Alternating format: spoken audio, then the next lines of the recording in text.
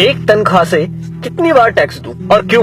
जवाब है, मैंने 30 दिन काम किया, तनख्वाह ली, टैक्स दिया, मोबाइल फोन खरीदा, टैक्स दिया, रिचार्ज किया, टैक्स दिया, डेटा लिया, तब टैक्स दिया, बिजली ली, फिर टैक्स दिया, घर लिया, टैक्स दिया, टीवी फ्रिज आदि लिए, टैक्स दिया, कार ली, टैक्स दिया, पेट्रोल लिया, फिर टैक्स दिया, सर्विस करवाई, टैक्स दिया, रोड पर चला, फिर भी टैक्स दिया, टोल पर फिर टैक्स दिया, लाइसेंस बनवाया, टैक्स दिया, गलती की तो टैक्स दिया, रेस्टोरेंट में खाना खाया तो टैक्स दिया, पार्किंग का टैक्स दिया, पानी लिया उस पर टैक्स दिया, राशन खरीदा उस पर भी टैक्स दिया, कपड़े जूते किताबें ली उस पर भी टैक्स दिया, टॉयलेट गया उस पर भी टैक्स दिया, दवाई ली तो भी टैक्स दिया, गैस ली टैक्स दिया, सैकड़ों और चीजें ली और टैक्स दिया, कहीं फीस दी, कहीं बिल, कहीं ब्याज दिया, कहीं जुर्माने के नाम पर तो कहीं रिश्वत के नाम पर पैसे देने ही पड़े।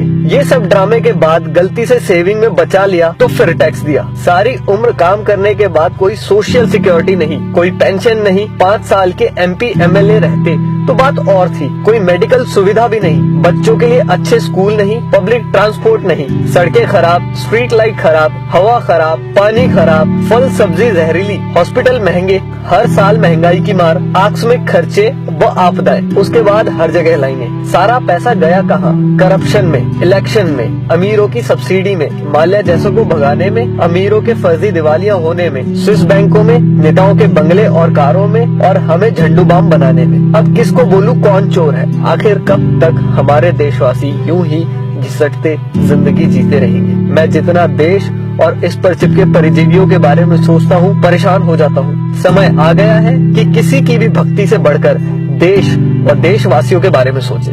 प्लीज इस वीडियो को शेयर करके देश के हर नागरिक तक पहुंचाएं। धन्यवाद।